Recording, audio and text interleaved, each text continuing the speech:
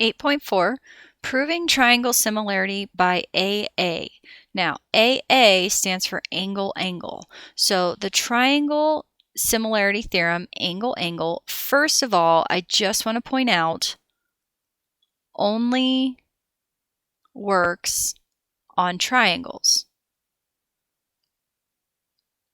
This theorem does not work on quadrilaterals, it doesn't work on pentagons, it doesn't work on other polygons, it will only work on triangles that have 3 sides.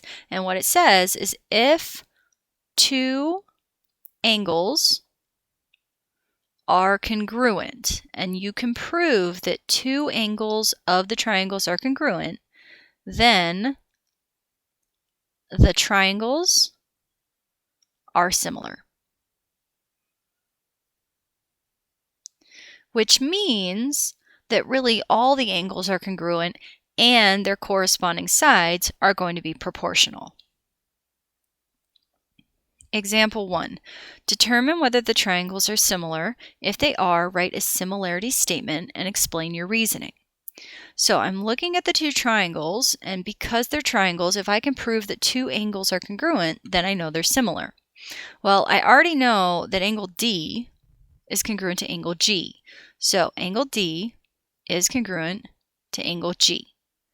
Well, then I'm looking at angle C and angle H. They're not congruent, but I do know that all the angles in a triangle add to 180 degrees.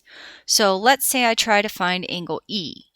So I could take 180 minus 90 minus 26, which gives me 64. So now if I look at angle E and angle H, they're both 64. So angle E is congruent to angle H. So then I could say, yes, similar by the angle-angle theorem. So that's kind of my explain your reasoning. That's your explanation of your reasoning. Now it says if they're similar, we have to write a similarity statement.